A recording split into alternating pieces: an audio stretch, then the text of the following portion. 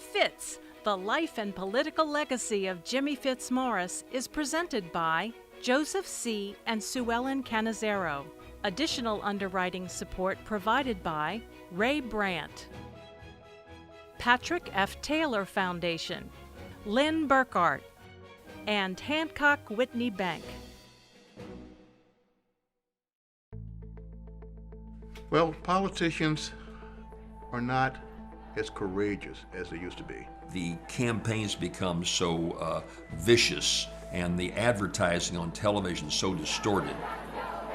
Politics is degenerated, in my opinion, and it's no longer a gentleman's game. It's very divisive now, both locally and nationally. I think that there's far too much acrimony and far too much unwillingness to accommodate and to compromise. You know, our politicians today are mean and nasty. Politics is a blood sport. They're at each other's throats. And all this separation and division means that our country is not being united. Really, it's being divided. You wouldn't see Jimmy Fitz doing that kind of thing. He'd run a very positive campaign. He was one of the few people who could bring Republicans and Democrats together. He didn't care if you were Republican or Democrat. You were a Louisianan, and let's work for the greater good of solving the problem. He was sincere, and you could trust him.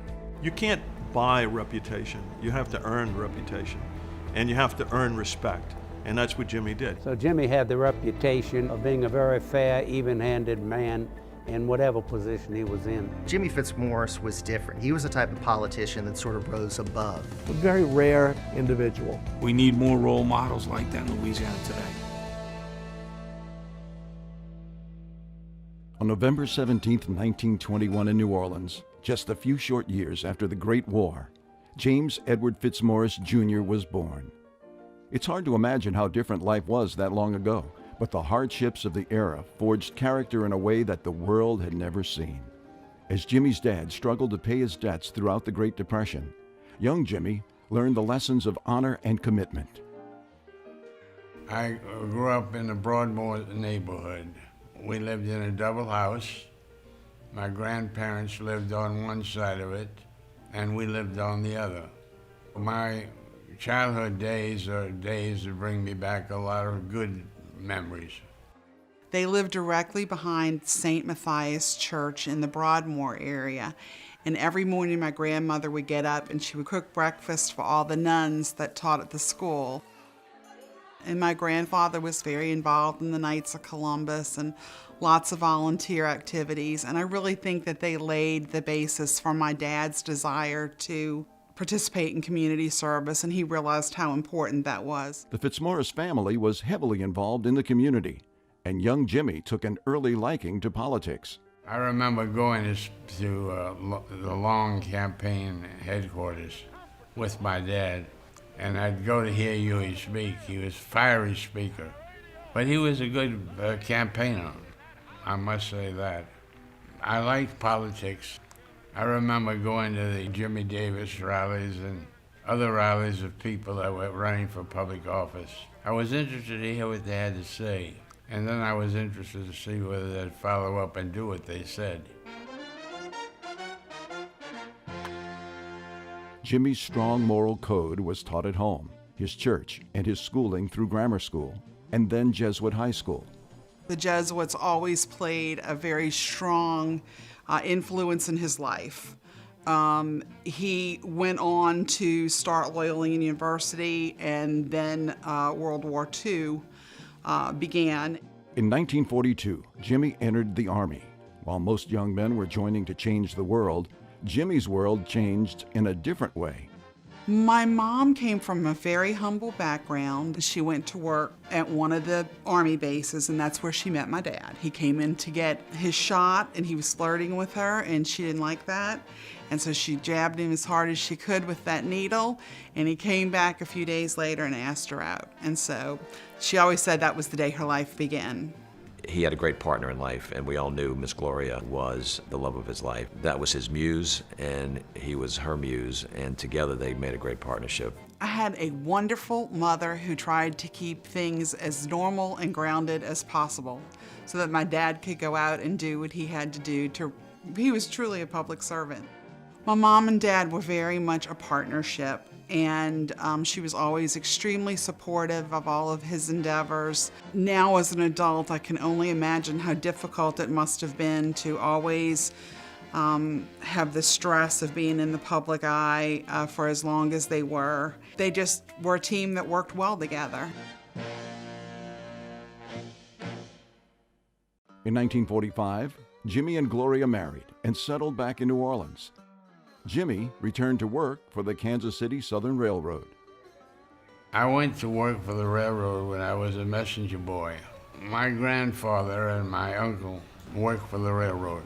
My dad went to work for the Kansas City Southern Railroad, and he worked his way up from being a messenger boy to being the vice president of the railroad. I held every job on the railroad, assistant to the president and vice president. It was an interesting time for me.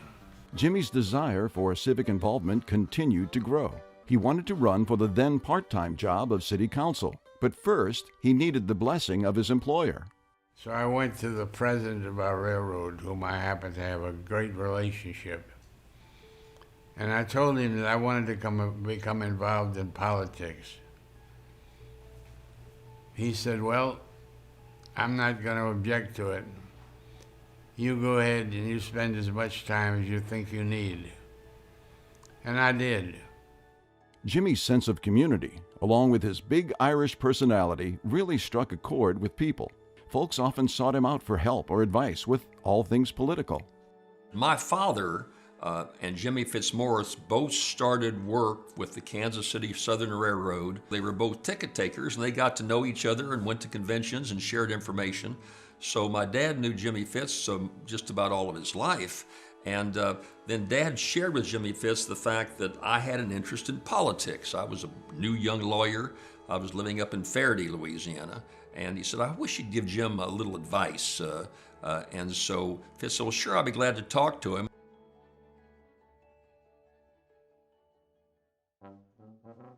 When Jimmy decided to run for office, he was all in.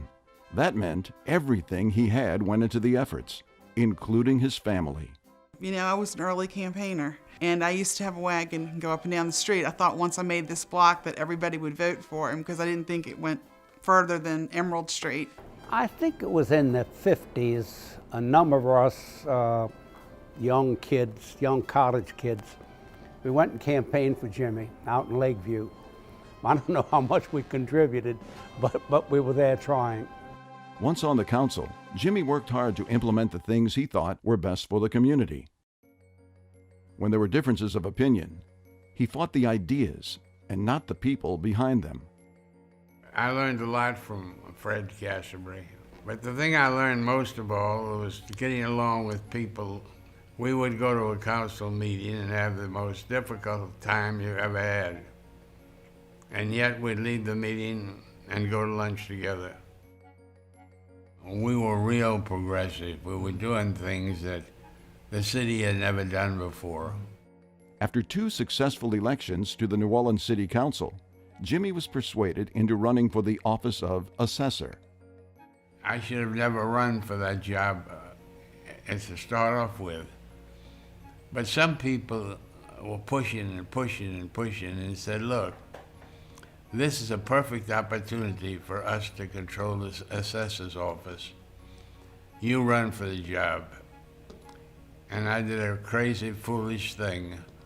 I listened to their advice and I ran. And I got beat. As a matter of fact, I didn't carry one single precinct. So I knew from that moment on that the person who would make the decisions for me politically would be me. Jimmy's friend, Mayor Chet Morrison, was appointed to serve as ambassador by the Kennedy administration. The remainder of his term was filled out by then-Councilman Vic Skiro. I get along fine with Vic. The most important thing I think I remember about Vic was Vic came out one night and he said to the people on television, don't believe any false rumors unless they come from me.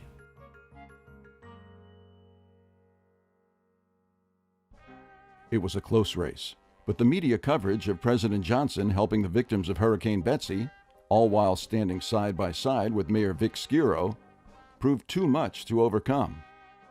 I think certainly he should have been mayor of New Orleans, quite frankly, except for the hurricane. I think it was Betsy that came in, and he was on his way to being mayor, and by a fluke, that didn't happen.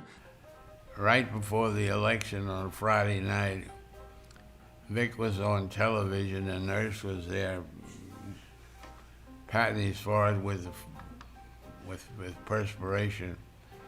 He was a great showman. But that was a very interesting election. We came awfully close to winning it. The idea of being mayor of New Orleans was still on Jimmy's mind, and in 1969, he ran again for the now open office for mayor. It was a crowded field, and many of Jimmy's opponents were also his friends.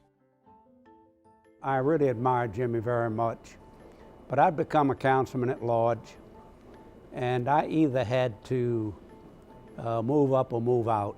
And that was my first boots on the ground campaign, was working for Fitzmorris in 1969. I was mesmerized.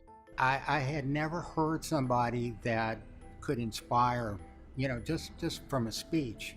I fell in love with the art of campaigning, and I felt like I learned from a master. I was in college at the time, and the political organization I belonged to, which was known as COO, still around, supported Moon Landrieu. And Moon Landrieu was in a runoff with Jimmy Fitzmorris. It was a tough loss. Although he had tried to be mayor of New Orleans for almost 10 years, fate had other plans for Jimmy Fitzmorris. He was what I call old school, and I believe in old school things where you run a tough race, but after the election's over, you do what's best for the city or state, and that's what Mr. Fitzmorris always did. Believe it or not, while I was excited about winning, I was very saddened. And I called Jimmy that night and told him I was sorry that it worked out this way for him, because I'd always hoped that he would be mayor, but in his absence, I was happy to be there. Moon today is one of my best friends. Although we're running against each other, Moon was a good candidate, and that was a close race. I believe it was less than 100 votes. And that was a tough race to lose, but so be it. He wanted so much to be mayor of the city. That was the greatest sorrow.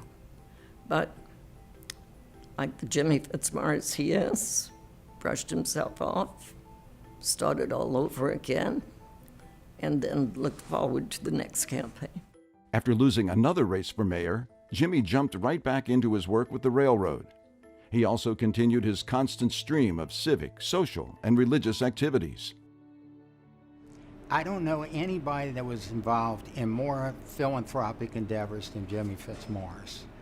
And those of us who were part of his inner circles, we were recruited for all of that. I mean, I became a Boy Scout leader because of Jimmy Fitzmorris. I wasn't in the Boy Scouts. You know, it's easy to imagine someone volunteering in one organization, but imagine doing it in 10 or 20, and many times simultaneously. If you look at the Red Cross, the United Way, the Travelers Aid Society, Muscular Dystrophy Association, Easter Seal Society, the list just goes on and on. Jimmy was a strong believer in a good educational foundation. His work with Jesuit, Mount Carmel, helping St. Michael's with their events. Jimmy actually paid for my dad to attend Jesuit High School. And I think that always meant so much to my dad. And then Jimmy's father started the Parents Club at Jesuit High School.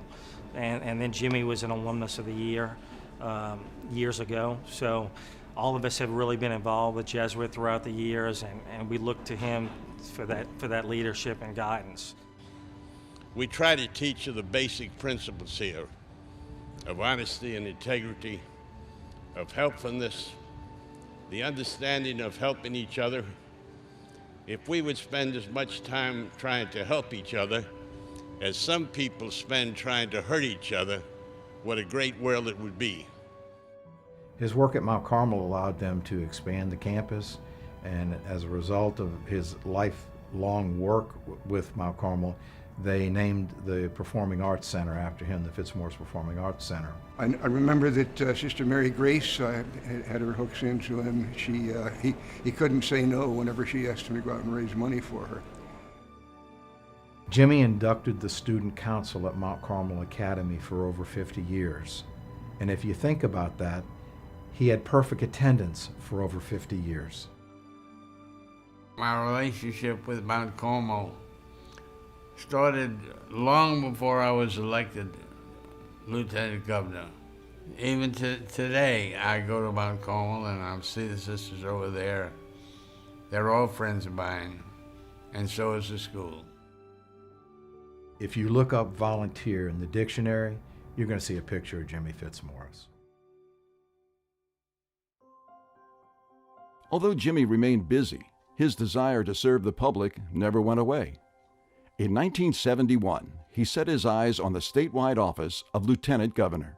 I remember after the 1969 mayor's race when he lost, about a year or so later, I was in my room playing, and he came in and he said, "A group of people have talked to me about running for lieutenant governor, and I want to know what you think about that." And I was like, and he had been so sad. As a child, all I knew is that when he lost the mayor's race, I knew he'd been sad. So in the simple mind of a child, my question was, well, would that make you happy? And he said, yes, it would make me happy to be lieutenant governor. And I said, well, I have one more question. Okay, is it bigger than mayor? And he said, oh yes, the mayor is of one city, but the lieutenant governor is for the whole state. And I said, well, I think you should do it. Well, that was a funny thing. When people started talking to me about lieutenant governor, I said, this is ridiculous. I haven't been in the state government at all. And these people are talking about running for lieutenant governor. And I thought about it, and I finally said, I'm gonna give it a try. He was a tireless campaigner, crisscrossing the state every day for months, shaking hands and kissing babies. He traveled every day. There was no off time in a Fitzmorris campaign. During the campaign in 1971, we didn't run as a ticket, but we kind of ran together because there were 20 candidates for governor and I think 10 or 12 candidates for lieutenant governor. But in the runoff, we kind of hung together. And then when I ran for my second term, we ran together. I traveled to every nook and corner of this state. And I found out that there were people in North Louisiana who were much like the people in Southwest Louisiana and South Louisiana. Up until that time, we always thought people were different. After being sworn in as lieutenant governor, Jimmy Fitzmorris went to work at the business of helping to run the state. He knew his role and attacked it with gusto.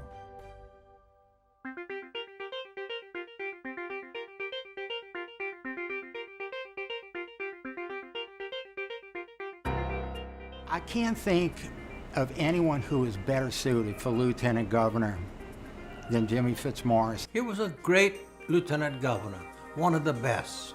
He was considered, when he was lieutenant governor, Louisiana's best salesman. Jimmy Fitzmorris was the best promoter of the city of New Orleans and the state of Louisiana. You know, when he was lieutenant governor, his portfolio at that time was in charge of the state's economic development, and he was the great rainmaker for the state of Louisiana. He went out and no company or no person was too small or too large for him to go talk to and convince that New Orleans or Louisiana was a great place to place your business. There were articles that were written about him. The New York Times wrote an article about him being Louisiana's greatest salesman.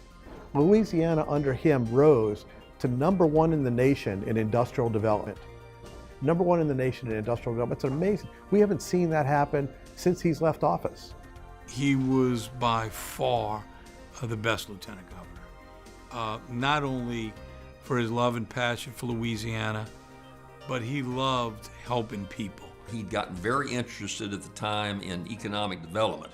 He worked with Governor Edwards on bringing in a lot of new industry in. And with the Kansas City Southern Railroad, he had good contacts to begin with, and having been the councilman in New Orleans, councilman at large, he was very adept in urging companies to come to New Orleans, and then in that role as lieutenant governor to the state.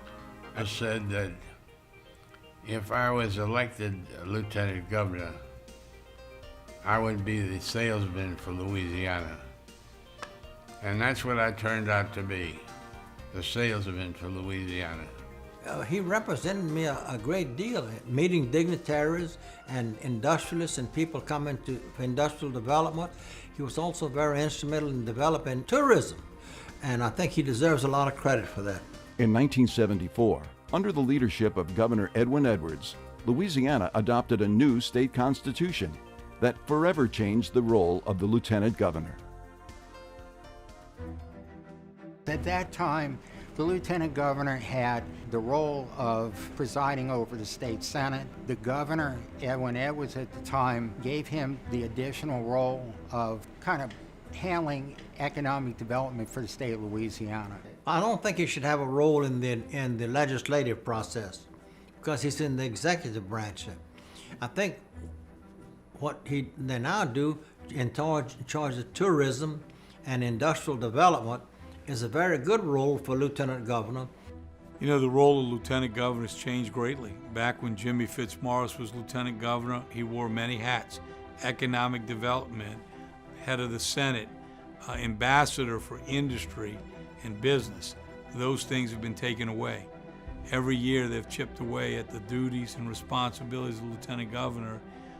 It is a great role to be over tourism, but not like when Jimmy was there. He wore so many hats. The role of the lieutenant governor was much different back then. He was the last lieutenant governor to preside over the Senate.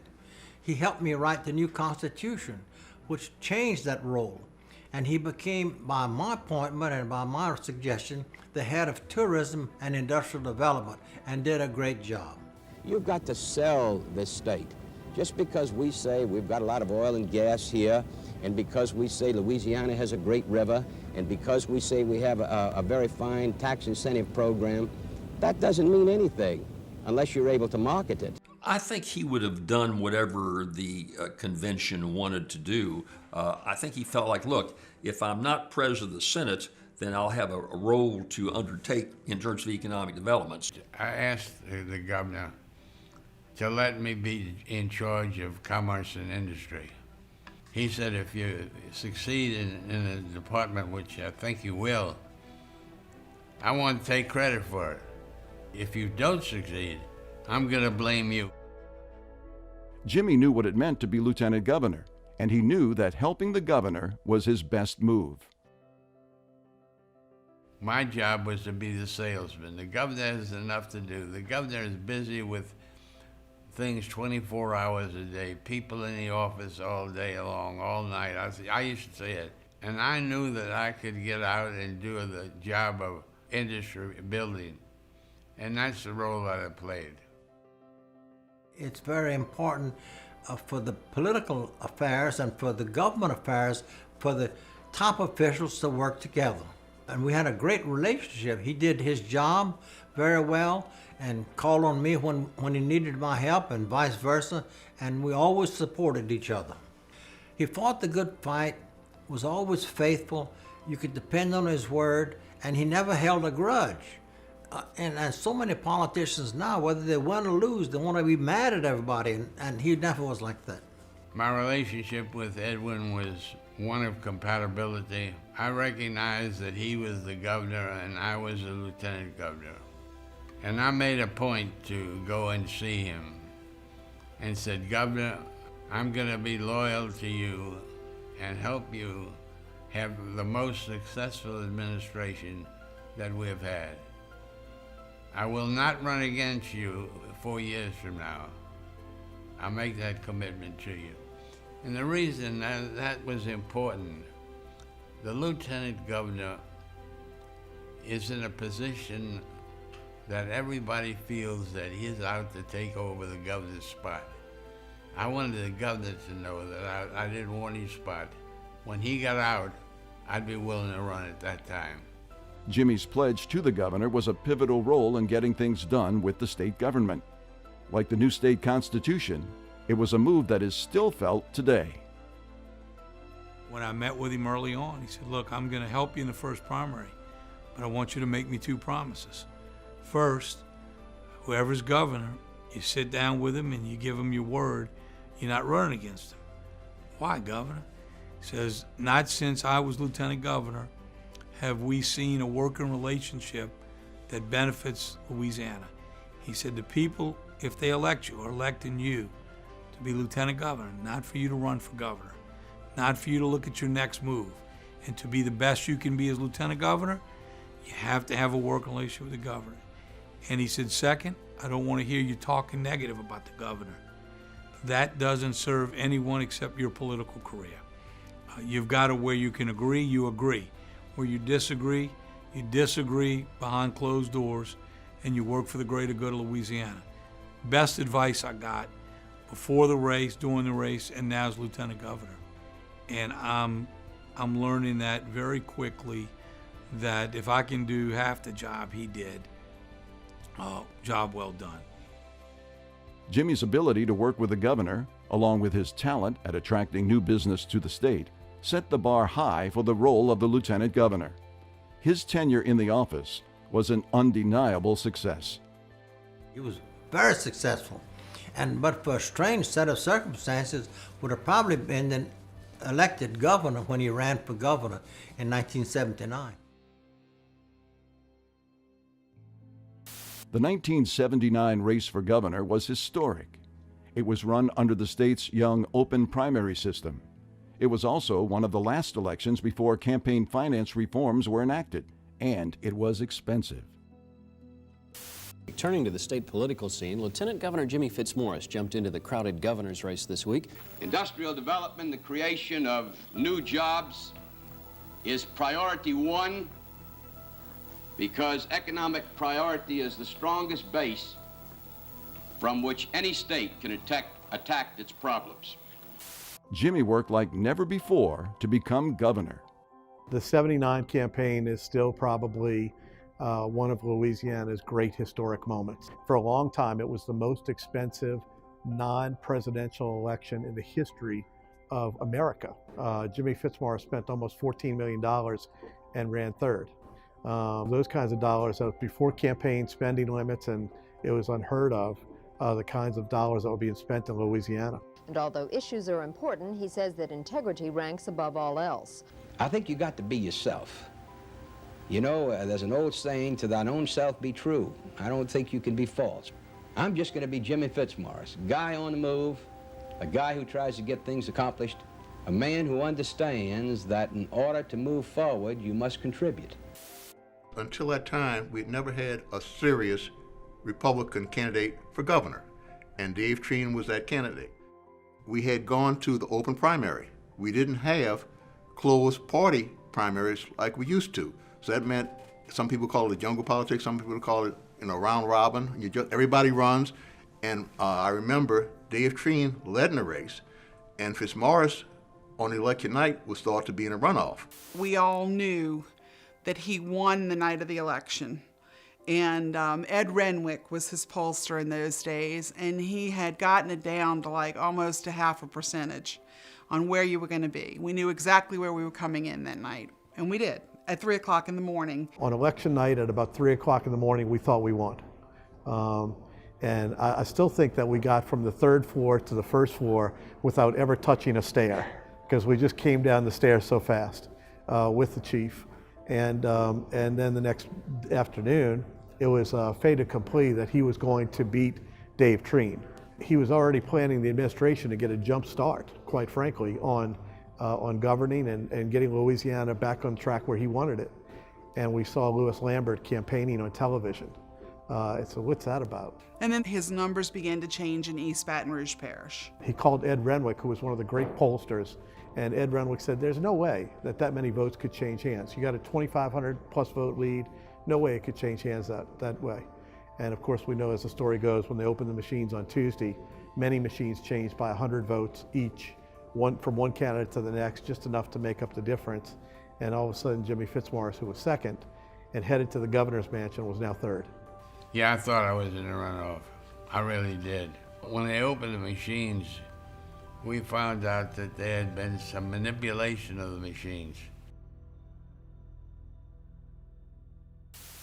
In the days after the election was over, reports of irregularities poured in from all parts of the state. Unlike today, you had an extended period of time between election night and when the votes were counted, actually at the warehouses by the clerks of court. I was assigned one of the parishes to inspect the voting machines when they opened. When they opened the back of the machines, you could see wires that went from one lever down to another. There's never been an election in this state, statewide, where totals have not changed when the official tally is made. And they're going to change in this one. It's anyone's guess who will come out ahead. It could be me, or it could be Fitzmorris. Obviously, as you all know, that the machines are being opened today. In those wee hours of Sunday morning, I must be honest and tell you, I had a feeling that we were going to be in the runoff. My dad, alphabetically, was 4 people away from Louis Lambert on the ballot. So you would think if there was an error by hand, it would be the person like one next to the other. It wouldn't always be the first and the fourth, the first and the fourth. Jack Marcel was the attorney, and Jack Marcel brought in someone who was actually in prison in Chicago for stealing votes on Shoup voting machines in Chicago. And he brought this guy in, and the guy said, "How much did you spend on the election?" He said, $14 million. My client spent $14 million. He said, "I could have won him the election with this. It only cost me 50 cents. There was a little piece about this big that when you put it behind the machine, it switched votes from one candidate to the next. And it was just that simple. And I mean, we had experts basically tell us those machines could be rigged to dispense Coca-Cola if you wanted. You can take a kitchen match and you could increase or decrease the votes by increments of 100. 1/3 of the protective seals were missing from the voting machines, and some parishes counted more votes than eligible voters. The Fitzmorris team went to work gathering evidence and went to court. Based on the figures my staff have checked and on the information available from my attorneys, that this election may have been taken away from me and from the people who supported me, and consequently from all of the voters of the state of Louisiana. I think it was stolen. I think it was in a day and age where it was easy to steal an election, but Louisiana law was very specific. And the attorneys did a great job, and Judge Doug Gonzalez did a great job in ruling the way they did. Louisiana law said you gotta see the action being taken. You gotta be able to prove the action. There are many legal aspects to the case. I knew that from the very beginning. But I had to take the position as to whether I would stand up for that which I believed or whether I would not. I'm happy that I have done that. I'm perfectly willing to wait the outcome of the court. I believe that the judge has been extremely fair with us. It's a very difficult thing. The first case of its kind in the history of Louisiana. Very difficult case for the judge. Thursday morning brought the new hope that Fitzmorris and his team of lawyers and supporters were looking for. The courtroom was packed, as it had been all week, when Judge Gonzalez slowly explained his research into the election law. And I never will forget, there was a Republican judge, and the judge said to me in open court, he said, "I'm sorry we can't rule in your favor, but the law doesn't give us that authority." The judge in that case said very, very clearly that you know, it was a situation where the law, the way it read at that time, there was no course to contest it. Today it's different. You know, you can allege fraud in an election and overturn an election after the case. But that wasn't the case in 1979. He and his lawyers made a valiant effort to try to get the results overturned, and they had a long legal proceedings, and the court finally determined that the primary results were accurate, and they left them in place, and that's how Louis Lambert got to be in the runoff with Dave Treen, and therefore Dave Treen got elected, because if Fitzmorris had made the runoff, he'd have beat Dave Treen. But I believe it's imperative, if the right to vote of an individual is going to be protected, then those of us in government who ask for that right need to stand up when we think it's not protected. And that's why I've taken the strong position that I've had. I might say with a tremendous amount of pressure from all sides. After losing their case in court, Jimmy weighed his options. He could stay out of the race and leave his supporters on their own. He could toe the party line and endorse the Democrat Louis Lambert. Or he could follow his conscience and endorse the man he thought was best for the job. True to his character, Jimmy followed his conscience. I didn't look at a Democrat or Republican. I looked at it as an individual. We couldn't endorse Louis Lambert, and Louis Lambert was running against David Treen. David Treen was the leading Republican, and he was a good man. I knew if I endorsed him that we'd get some more people to endorse him. But when I endorsed him, Treen, a lot of the Democrats came over. For example, Bubba Henry and Paul Hardy. Those are men that had tremendous vote for them when they ran for office. 3 Democrats who ran and were unsuccessful, including Mr. Fitzmorris, all endorsed the Republican candidate for governor. And eventually, Treen was elected first Republican governor in Louisiana, I think, since Reconstruction. Jimmy's decision to endorse Dave Treen created a snowball effect. Although he knew it was the right thing to do, it was not a popular decision to his own party officials. Well, one fellow said they would put me out of the Democratic Party. I said, you'd never take me in the Democratic Party. So what are you going to put me out? I'm not going to get out of it, and I'm not going to take my statement back. This is what I said, this is what I'm going to do. In fact, the pressure to endorse Lambert was intense, going up as high as it could go. I got a call from President Carter, and he asked me, he says, Governor, I hope you can support the Democrat in the primary election coming up. And I said, Mr. President, I would like to, but I can't do it. I said, I hope you'll understand that I didn't agree with Louis Lambert, and I hope you'll forgive me, but I respectfully declined. And he said, well, I understand. And that was it. Ultimately, Jimmy's endorsement, as well as those of other Democratic candidates, carried Treen into the governor's mansion. And Jimmy had immediate advice for the new governor on election night. I remember being at Commander's Palace the night Dave Treen won in the runoff, and he burst in the room and said, they stole the election from me. You better get out and not celebrate, and you better put people at the polling places because they'll steal it from you by tomorrow morning. And he was convinced of that. Although Jimmy lost the election, he hadn't lost the desire to serve Louisiana. And all 3 Democrats who supported him were criticized, but they eventually got jobs in the Republican administration. And he gave Jimmy Fitzmorris a very important position. He was head of economic development. Jimmy Fitzmorris did what Jimmy Fitzmorris does, bringing people together, recruiting business to the state, promoting the state of Louisiana, and he did a stellar job for Dave Treen. Practically everybody else who was running in the race except Louis Lambert endorsed Treen in the runoff. And Fitzmorris is the only one who didn't get compensated for it. We were all seasoned politicians, and we were able to do anything that the governor wanted us to do to have a successful administration. He didn't have to pay off to give us a job. He offered a job to me, and I said, yeah, I'll take it. I was so entrenched in politics that I wasn't going to give up.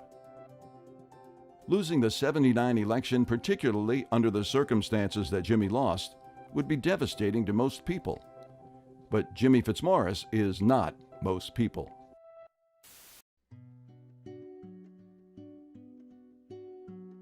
The foundation of my dad's life has been made up of his faith, his family, and his friends.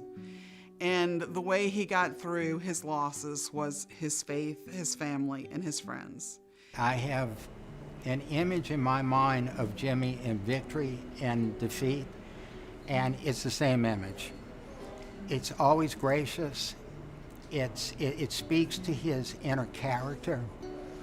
And it speaks to the politicians of our age, what is so much lacking in political discourse today.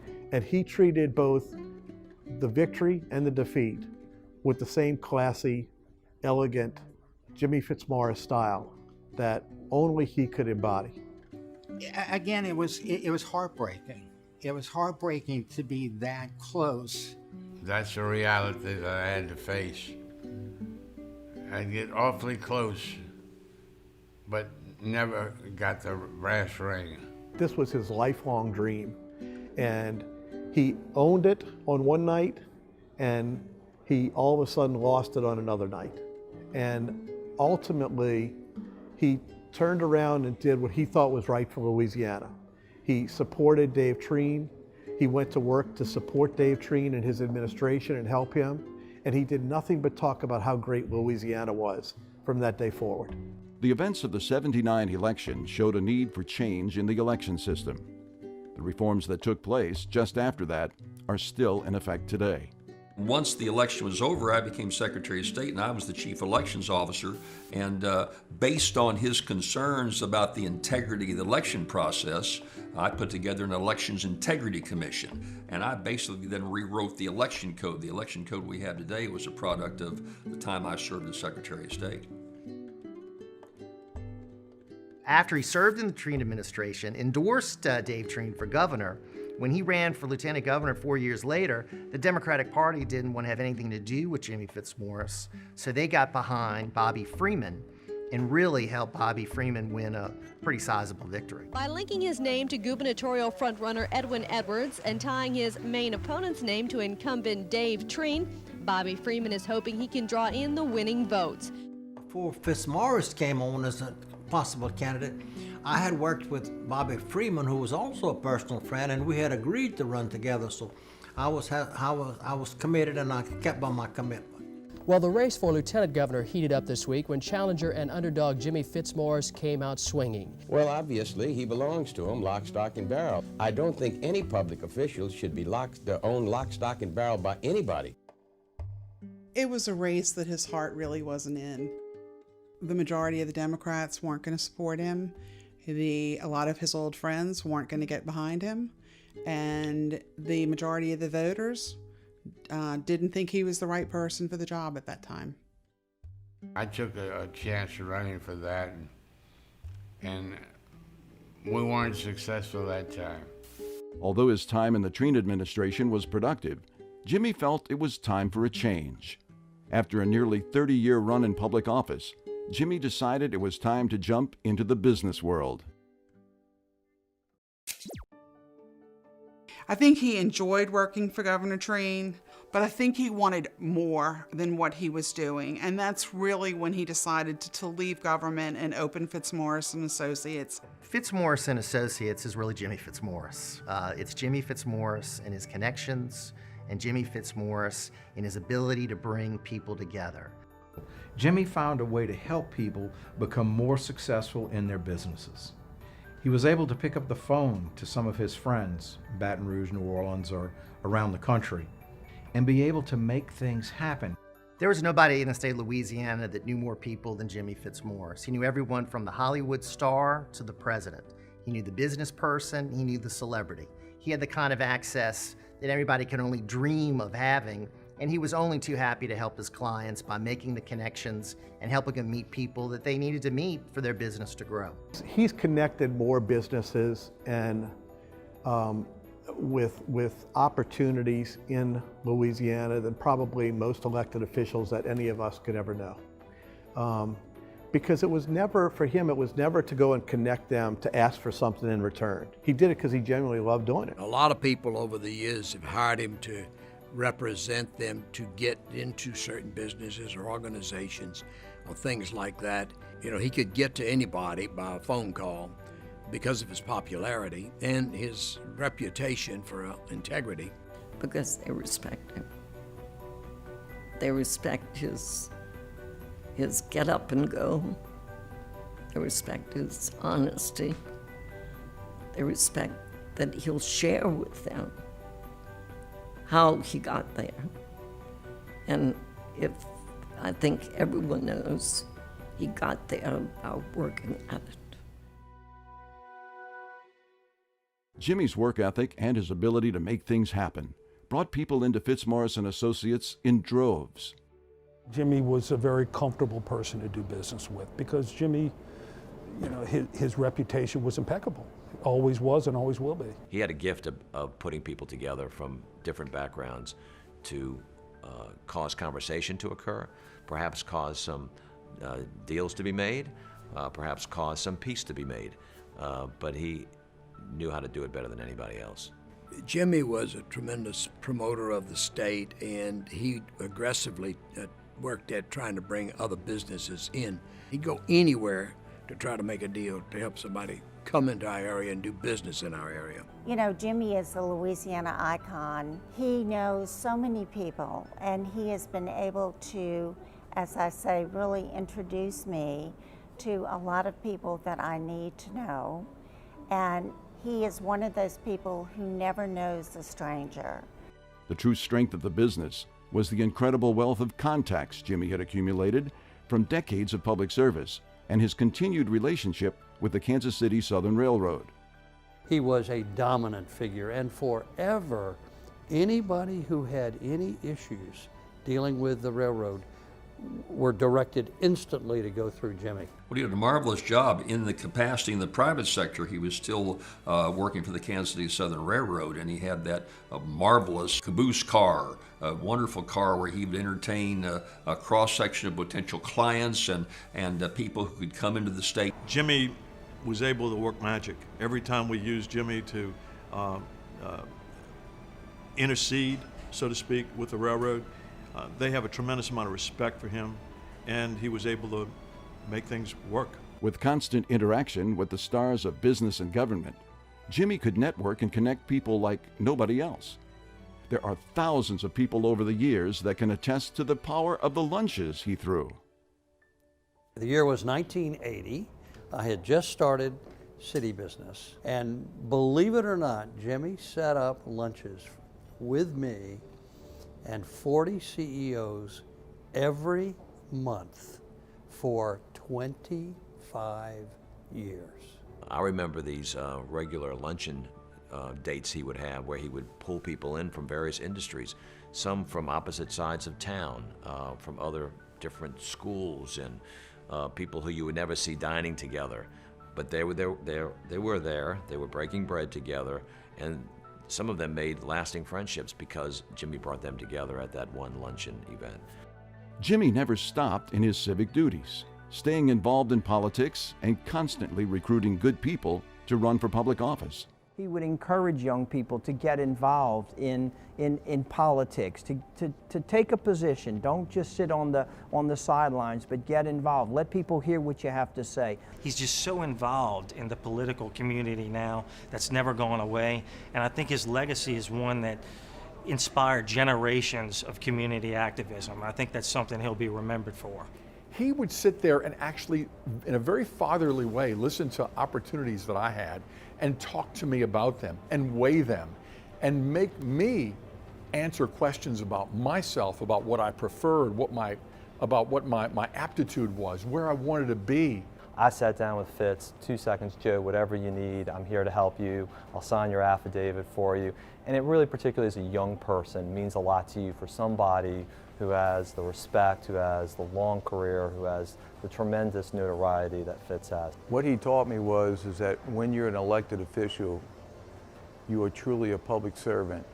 You don't get a VIP parking spot or any other kind of perks. You are there to serve the people. And it's been nice now as a young man, I guess, to have a relationship with him and to rely on him for political advice. What do you think the right thing to do is? And you know that Fitz will always give that to you.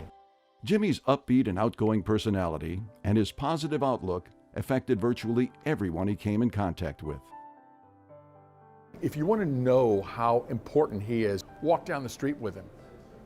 People of all colors, all religions, all political affiliations and backgrounds respect him and love him. He has friends from every walk of life, from every religion, from every ethnic background.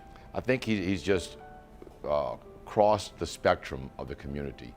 And I think he does have a great bit of respect, the rich and the poor. I mean, black and the white. If you came across Jimmy Fitzmorris, I think you came across with a positive vibe. He's been a friend, he's been a mentor. He's been somebody that has really seen me grow from a young man to a middle-aged man. A young entrepreneur. An entrepreneur. And Jimmy's been there every step of the way. Jimmy was an inspiration at every turn and still is. When he was in office and in power, I can only say I was really, really pleased to have a relationship where he taught me what to do and what not to do.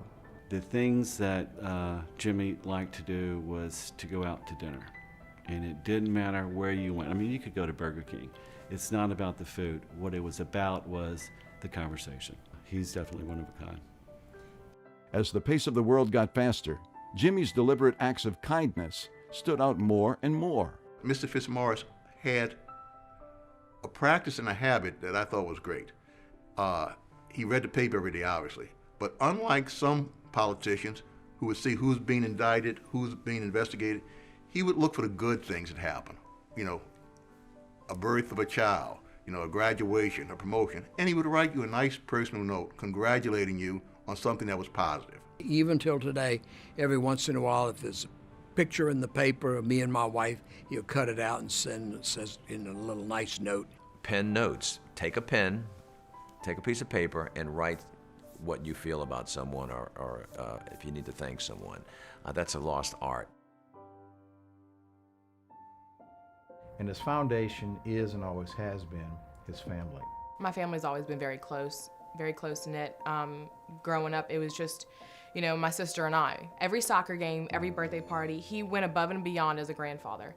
You know, every talent show, soccer game. Meredith would have a soccer game at 2 o'clock, and I would have a dancing recital that evening at 7, but he made both of them.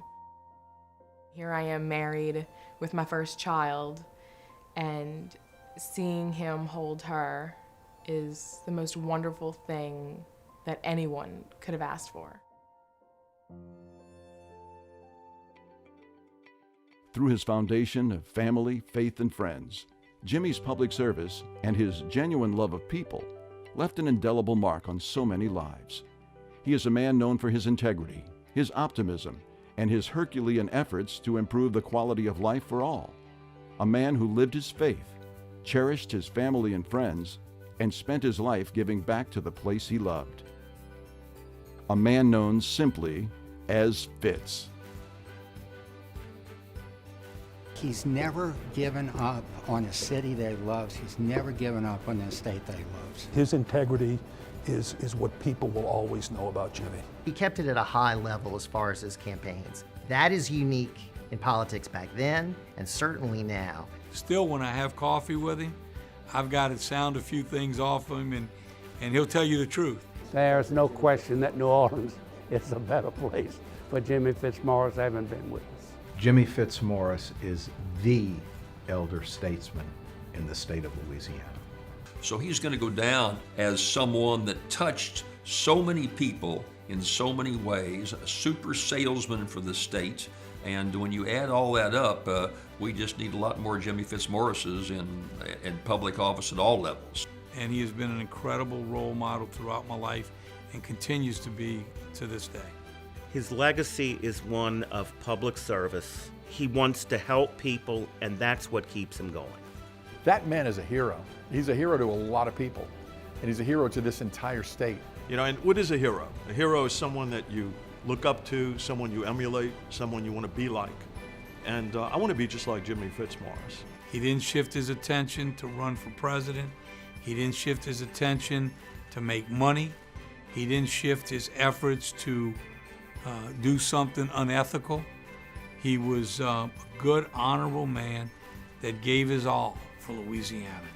And I don't know if we'll see many of those ever again. He is a joy to be around. He has a great sense of humor. He is the most positive person that I know. He's the person that I would want to be throughout my entire life. He's the person that I strive to be. He's just an extraordinary person. I am so blessed that he is my dad.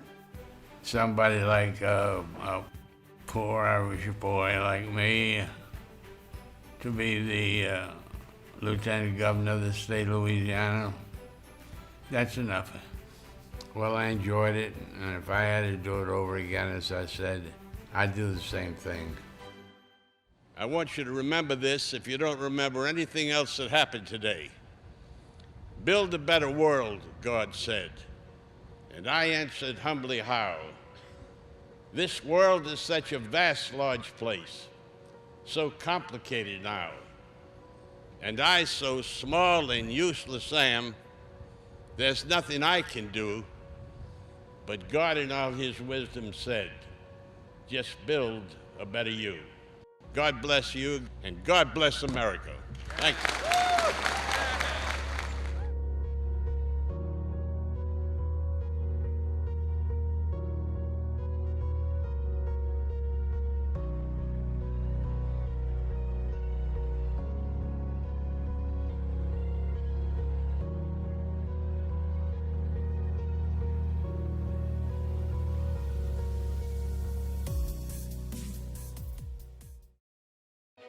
Fitz, the life and political legacy of Jimmy Fitzmorris, is presented by Joseph C. and Sue Ellen Canizero.